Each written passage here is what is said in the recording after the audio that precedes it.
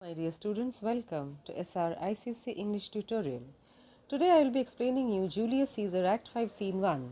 I have divided this explanation into two parts. Today I will be doing part 1. So let's start. The scene starts in the plains of Philippi. Enter Octavius, Antony and their army.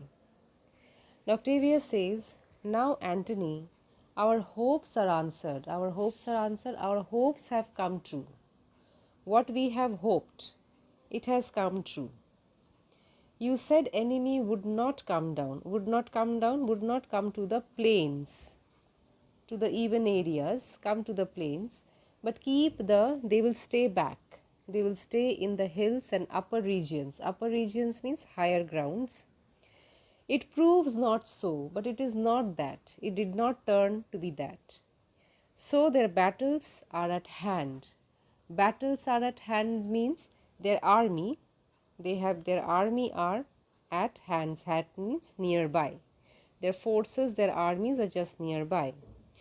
They mean to warn us at Philippi here. Now they have come here just not only to fight. They mean to warn us at Philippi. They have come down to warn us, answering before we demand of them, before we attack them or challenge them. Here it is just a show of bravery. Antony says, "Tut." Tut means no. I am in their bosom. I am in their bosom. I can understand their secret thoughts. I can read their mind. I can read their intention. And I know wherefore they do it. Wherefore they have come down. Wherefore they have come down from the hills to the plains. Wherefore means why. They could be content to visit other places. They could have gone somewhere else. But they have come here. That is the reason. And come down with fearful bravery. Actually, they are making a show, a false show of bravery. So they are just making a fearful. They are outwardly they are showing that they are very brave, but they are not. Thinking by this face, so studying, so they taking this face, thinking by this face to fasten in our thoughts, to convince us, to give us an impression that they have courage, that they are not afraid, they have courage to fight, they have full strength, but it is not so. But it's just a show off, the reality is not that. Enter a messenger. The messenger says, "Prepare you generals." Messenger from that side. The enemy comes on in a gallant show. Gallant show is a great display of strength. The enemy has come with a big battle array, big army, and their bloody sign of battle is hung out. They are showing, they are flying their red flag, and something to be done immediately. Something to be done. We have to take some action. We have to do something right now. Now Antony says, "Octavius, lead your battle softly." Now Octavius give command to Antony, that tell your armies to start. You start leading your force. Softly means slowly. There's nothing to hurry. On upon the left hand of the even field. You take the left hand of the field and start marching your enemies. Then Octavius says, "Upon the right hand." He says, "No, I will not go to the left, I will go to the right. Keep thou the left. You start moving, you take the right hand side." Antony says, "Why do you cross me in this exigent?" So he says, "Why are you arguing with me? Why are you opposing me in this emergency?" Exigent means in this critical moment. Octavius says, "I do not cross you, but I will do so." He says that I am not opposing you, I am not trying to defy you, but it is that I am determined to lead the right wing. And he starts marching. Now drum. Enter Brutus, Cassius and their army, Lucilius, Titinius, Messala and others. Brutus says, "They stand and would have parley." Parley means discussion. So Brutus is saying that the enemies haven't advanced.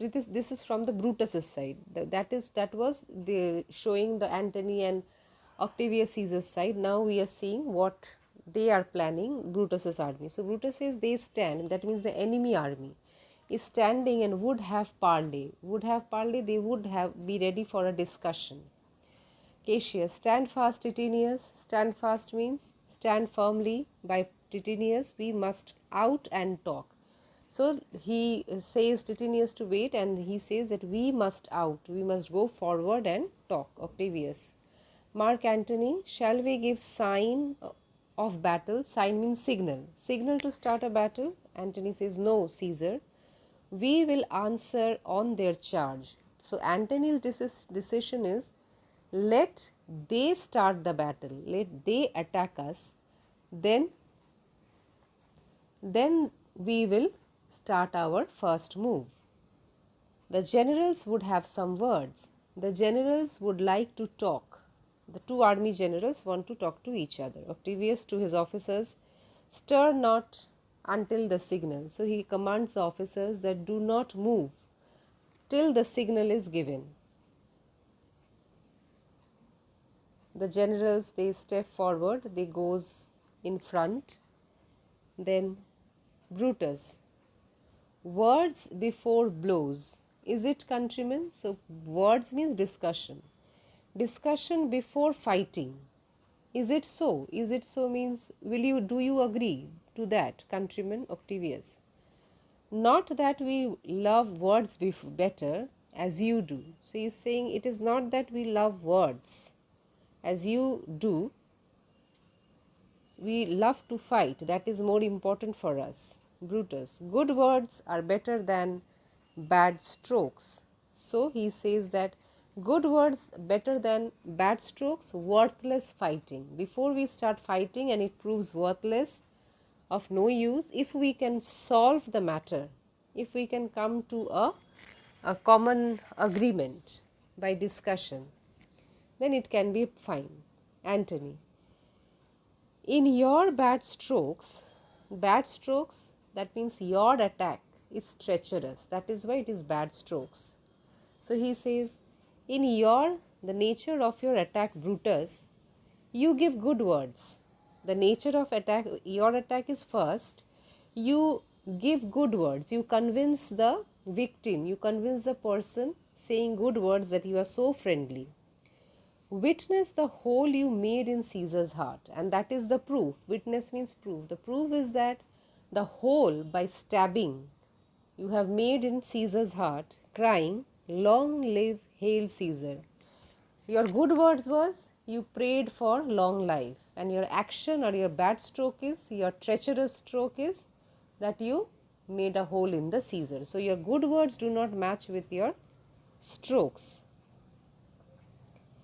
Cassius says, Antony, the posture of your blows are yet unknown. He says, at least you know our posture, you know our effectiveness, you know how we attack. But what about your blows? What about the effectiveness of your blows?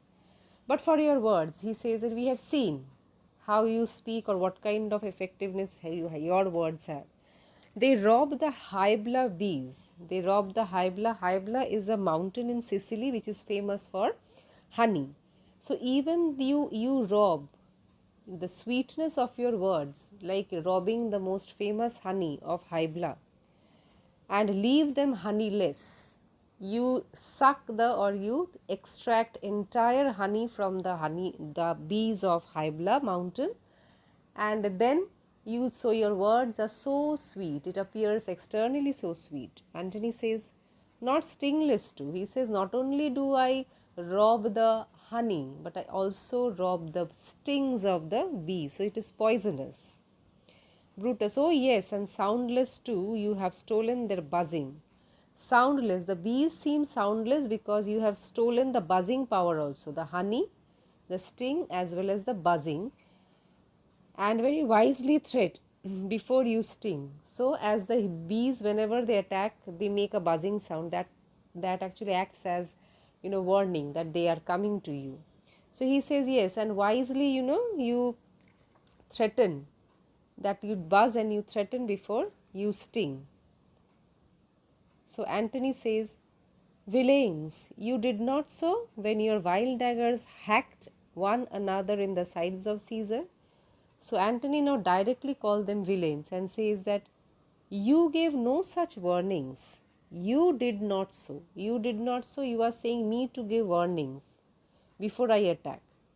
But did you give such warnings to Caesar before when your vile daggers, your evil daggers, your treacherous daggers hacked one another, went on giving wounds in the another sides of Caesar, on the body of Caesar. You showed your teeth like apes, you smiled at him like apes, like innocent, and fawned like hounds. You bent before him, like bowed down him, like hound means dogs, and bowed like bondsmen kissing Caesar's feet. So before attacking him, before killing him, you behaved so well. You did not give any chance to Caesar to understand your hidden intention. But whilst damned Casca like a cur, like a street dog, behind struck Caesar on the neck. Oh, you flatterer! So in front of Caesar you flattered him. You showed that you all are so obeying to him. You are so dear to Caesar. And then taking this advantage, Casca went behind and struck Caesar in his neck. And then, oh, you flatterers! He calls them flatterers. Now Cassius says, flatterers, and then Cassius turns to Brutus. Now Brutus, thank yourself. This tongue had not offended so today if Cassius might have ruled. If Cassius had his way. He says, Brutus, see the result. This is thank yourself. It is because of you that Antony is able to stand in front of us and insult, offended means insult today, which would not have been possible if you had listened to me. Listen to me if Cassius had been ruled. If you have listened to Cassius' decision to kill Antony along with Caesar. Octavius says, come, the cause, if arguing make us sweet. So he says, instead of arguing on this useless point, let us not, the proof of it will turn redder a drop. So come the cause, let us discuss about the real cause. Let us go back to the point. Then arguing make us sweet, make us sweat. That means arguing we are losing our energy. And what is happening? The proof of it will turn redder drops. But let us start the real trial. Instead of arguing, having battle of words, let us have the real battle and then produce red blood. Look, I draw a sword against the conspirators. And then look, I draw. What he did, he takes out his sword against the conspirators and points out at them. And he draws. He takes out his sword. When think you the sword goes up again. Sword goes up again. I will put the sword in the sheath. Goes up means goes back to the sheath again. Never till Caesar's 33 wounds will be avenged. So now I have drawn out my sword, and it will not go back to its covering, to its sheath, without taking the revenge of 33 wounds that were made in his body. Or till another Caesar have added slaughter to the sword of traitors. Either it will be avenged, or until you traitors have slaughtered another Caesar. Another Caesar, he refers to himself. Either you kill me, Octavius Caesar, have added slaughter to the swords of traitors. So either the traitors have to kill me, that is another Caesar, he calls himself another Caesar, or I will avenge the death of my uncle, that is Julius Caesar, then only my sword will go back. Brutus, Caesar, thou canst not die by traitor's hand unless thou bringest them with thee. So he calls Caesar means Octavius Caesar. Thou cannot die. You are not destined to die.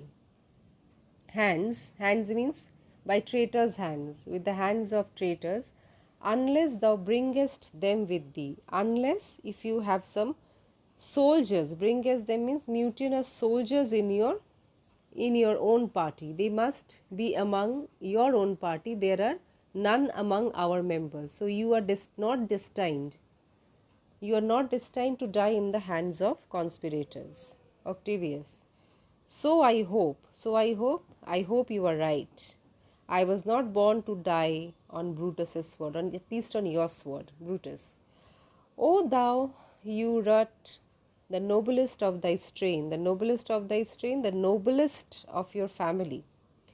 Young man, couldst not die more honorable. More honorable, that means if you die in my hand, if you were the most noble of all men, you could not die a more honorable death. That means if I kill you, then you will have a honorable death.